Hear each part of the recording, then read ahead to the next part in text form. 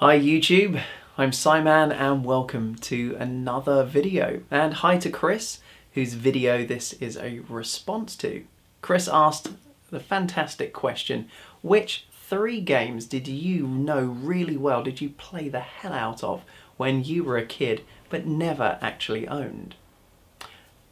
And that is a pretty tough question. It's a good question, but for me, because because there were so many games that I never owned as a child, there's a lot to choose from. There is a hell of a lot to choose from. But I've decided to go with 3 systems, 3 different games, and here we go. Okay. Now, 2 of the games I do own now, and I checked with Chris, this is okay, it's within the rules of the tag. But one of them, and the first of them I'm going to tell you about, is for a system I didn't own as a kid, I still don't own now, and I definitely don't have the game. That system is the ZX Spectrum. I know this has got a fond place in the hearts of many of you, and I loved the Spectrum as a kid, especially for its kind of quirky originality in its styling. Those rubber keys were unlike anything of the time, and I don't really think there's been anything since that's had the same look as the 48K ZX Spectrum. But the games as well, they were quite unique in themselves. I guess the lack of colour that we had available to us, or that you Spectrum owners had available to you at the time, made for a distinct look. The graphics were quite different to those on the BBC or the Commodore 64 or the Amstrad CPC. So yeah, I think it's a great system. And what game did I play the hell out of? Well, there were loads of them actually. Cauldron was one that I've got fond memories of.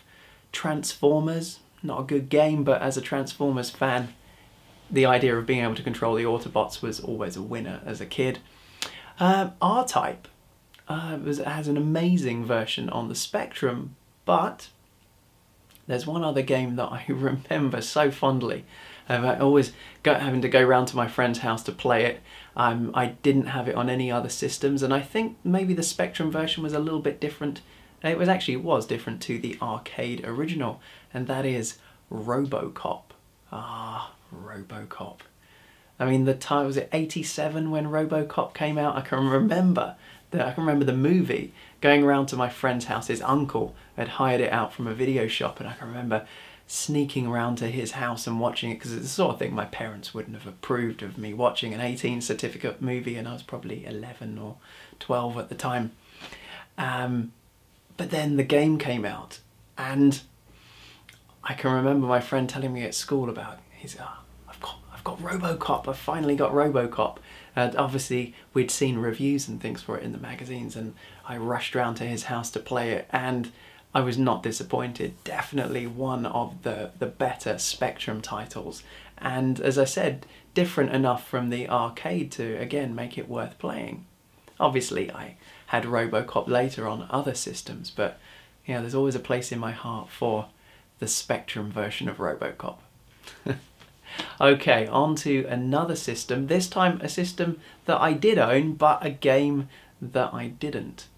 Something, I'm pretty sure I've talked about this game before. It's a game that just captured me straight away. As soon as the first few minutes of gameplay were experienced, I fell in love with this game.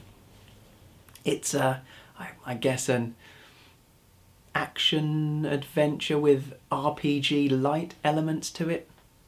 You probably guessed it already. Wonder Boy in Monsterland. Oh, this is a game I still play to this day. I still play this game and I still haven't beaten it. Fantastic little title.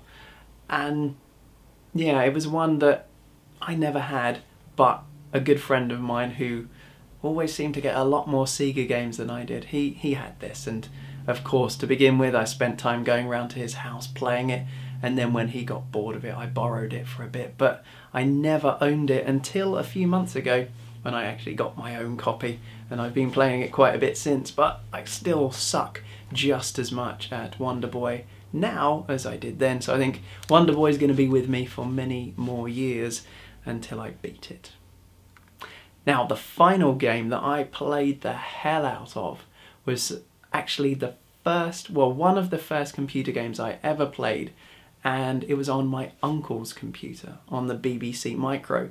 And I can remember the first time I played that computer spending hours and hours every day of my summer holiday that I spent at my grandparents' place, because my uncle lived with my grandparents at that time. And, you know, even my dad got involved as well playing this game. And it's something, some people might not like this game because it is a blatant rip-off of an arcade classic. And it's this, Planetoid. But I absolutely love it, and I've got so many great memories attached to playing this game, and I still give it a go now and again on the emulator that I've got. And you may ask yourself, why the hell do you have a copy of a game on the BBC when you don't even have one? Well, I came across it cheaply on eBay, and I thought, it's got such fond memories, I'll get it, because I know one day I'm going to have a BBC Micro to play this game on, but for now it just has to be experienced through emulation. So there you go, there's my 3 games. I hope they were of some interest to you. Thanks to Chris for asking the question, and if you guys want to check out the original video, there is a link below. You can find out all about 3 choices that Chris made, and as I'm sure you know, if you want to respond to this, don't respond to this video, respond to Chris's video. I'm sure he'd be happy to hear from as many people as possible. So thank you very much for watching. From my spare room to wherever you are, this is Simon signing off. Bye bye.